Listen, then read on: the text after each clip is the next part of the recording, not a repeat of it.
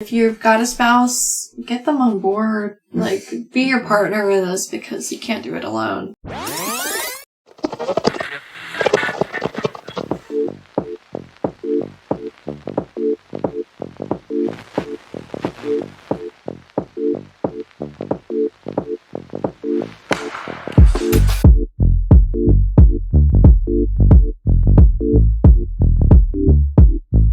Hey everybody, welcome back to the Making Mommy Move show. We've got Larry back on with us again today, and we're excited to talk to you about a parenting kind of topic because we are in the thick of toddlerhood right now, and I think both of our kids are going through sleep regression, so this obviously takes a toll on our relationship because, you know, we're brutally tired, we're not having mommy and daddy time, we're, you know, nothing.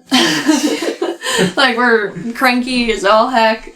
It's a really difficult time when your kids are going through these stages and regressions, so we want to bring it to you today and talk to you a little bit about like what we're going through and the things that we're doing to try to make a relationship work and get through this stage because it's not easy. And I feel like people don't talk about it enough in a positive light because... Yeah, it's like, oh, terrible twos, they're terrible. Yeah, or sleep regressions, you just gotta suffer through them, and it's like, that's partially true, but also you can still have a relationship and, like, yeah, make it work. Yeah, not, like, kill each other. Yeah. So, tell everybody a little bit about our nights, because they are brutal. They are chock full of little kids screaming and lack of sleep, and us taking turns getting up, getting one or the other a bottle. That's another thing. We're trying to get them both off bottles because it's time. Yeah. It's time. But one of them is having a really difficult time with it because it's her comfort and makes her feel safe and secure, especially like in her own room. And it's like, how do you not give in when they're screaming and crying? That's all they want, and that can make it better.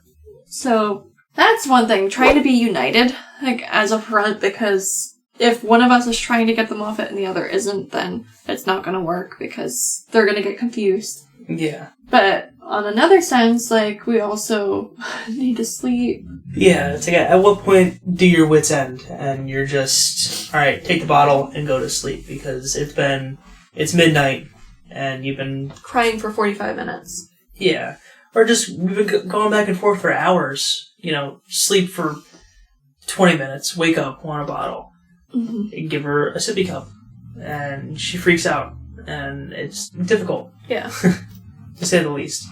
But something that we are doing is definitely being united and understanding that obviously we both need sleep, and we're both going to be tired in the morning anyway, but respecting that. It's like in the newborn stage again, like, you take a shift, and then I'll take a shift. Like, you sleep now, I'll sleep later. And really, like, that's kind of where we're at right now, is, like, being back in the newborn stage, because it's like, they're both awake all night. Yeah. Getting up at 3 o'clock in the morning and calling it a day after waking up every 2 hours throughout the night. Yeah. And it's like one or the other, so it's, our baby might sleep in 4 hours, and then the toddler will be up, and then it's crazy. Yeah, they'll go, like, hour for hour waking up. And it's hard because you don't get in that deep sleep. You don't get anything. Because they go to bed at 7, roughly. Yeah. And sometimes it'll take like an hour for our older daughter to go to sleep. Our younger daughter, we put her down and she's out. But then they, come 10, 11, 12, 1, 2, 3, 4. It's one and then the other, like every hour. And it's brutal. So, with that in mind, we're trying to have adult conversations and just be like, hey, Lair, I really need 4 hours of sleep. Give me 4 straight consecutively, and I'll be okay. You might need 6, you might need 4, whatever it is. So if that's the case, maybe I'll bring them in our daughter's room so that they can play and the other one of us can sleep. Or downstairs or whatever. And it's like, if they're at daycare, maybe like I could take a nap if he needs to work. Like, trying to figure out the balance and get us both sleep and also work toward our goals and be the parents that we want to be, because we don't want to not have the patience to deal with our kids because they need a lot of patience right now from us. And when they're not sleeping, we're not sleeping, and they're cranky and we're cranky, and it's just not a good balance. Yeah, and I'm sure that all the other parents out there feel that. Mm-hmm. That when your kids don't sleep, you don't sleep, and when you don't sleep, you're cranky. Yeah, everybody is. So that's the biggest struggle that we're facing right now in one of them. Yeah. Our parenthood struggle with the regressions. And kind of like what we're doing, just trying to be partners, united partners in it, because doing it by yourself, I give you credit if you are, because I can't imagine. Yeah, it sucks doing it two people and having someone else to, shoulder the responsibility when you're burnt, when you just can't stay awake anymore. Like, big props to any single parents. Yeah, if you're doing it on your own, definitely we recommend trying to get somebody to help support you through it, even if it's just for a 3-hour nap in the afternoon or after work or something, so that, you can have the recharge that you need in your battery too. Yeah. And if you've got a spouse, get them on board. Like, be your partner in this, because you can't do it alone. And it's very difficult if you are. Yeah, very much so. So, I think that's all we got today. Yeah. I think that the biggest takeaway is just be united and have adult civil conversations and understand your partner's point of view, that they might need sleep more than you do. They might have more going on the next day, or might have had a more rough day than you had.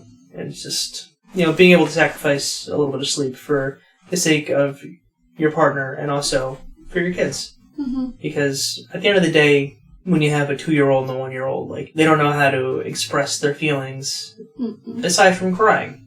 And sure, our 2-year-old, she's 2.5? Yeah, she's got some words, but not all of them. Yeah, she has... the emotional intelligence to say, Mommy, I'm scared. Yeah, it's like, come lay by me. I don't want to be in my room alone. It's like, she can't say that, so we don't know that. And the best we can do is just sit there with her. Lay down next to her, give her some reassurance. And that's really all you can do. Yeah. Try to be united in it, because they're going to gang up against you, and you need to be united. And especially with that sleep deprivation, so much aggravation can come on so quickly that you lose your temper and you get upset, and it doesn't get you anywhere. No, they need you. Yeah. They need you to be well rested, or at least, patient enough to deal with whatever they're experiencing that day. Yeah. Big time. Yeah, so tune in. Send us a DM. Let us know, if this is helpful.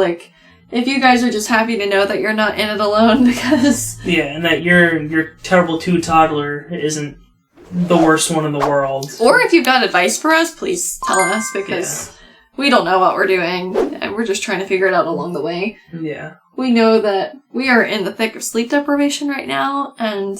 If you can't tell. We're just trying to do it all, and it's very difficult to do that. Yeah, definitely. So thanks for tuning in, and we'll see you on the next one. Bye. Bye.